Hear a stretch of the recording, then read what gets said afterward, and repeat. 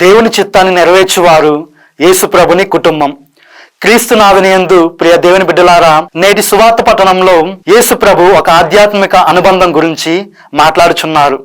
యేసు ప్రభు ఒక ఇంటిలో బోధిస్తూ ఉండగా అనేక మంది ప్రజలు వచ్చి కూర్చుంటారు. ఆ సమయంలో మరియ తల్లి మరియు యేసు ప్రభుని సోదరులు బయట నిలబడి ఉన్నారని యేసు ప్రభుకు తెలియజేస్తారు. కానీ ఆ సందర్భంలో యేసు ప్రభు, ఎవరు నా తల్లి, నా సోదరుడు, నా సోదరి అని ప్రశ్నిస్తారు. ఈ మాటల యొక్క అర్థం, యేసు ప్రభు ఇక్కడ మరియ తల్లిని నిరాకరింపలేదు, అమర్యాదగా మాట్లాడలేదు. కానీ ఎవరైతే దేవుని చిత్తాన్ని నెరవేరుస్తారో వారే నా తల్లి, నా సోదరుడు, నా సోదరి అని ఒక నూతన ఆధ్యాత్మిక కుటుంబం గురించి మాట్లాడుచున్నారు. ప్రియ దేవుని మిత్రులారా, అసలు దేవుని చిత్తము అంటే ఏమిటి? దేవుని చిత్తం ద్వారా మనము ఏమి చేయగలము, ఏమి పొందగలము అనే దాని గురించి మనము మాట్లాడుకుందాము. దేవుని చిత్తము అంటే దేవునిని ప్రేమించడం మరియు ఇతరులను ప్రేమించడం, క్షమాగుణాన్ని కలిగి ఉండడం, సత్యాన్ని పలకడం, వినయంతో నడుచుకోవడం.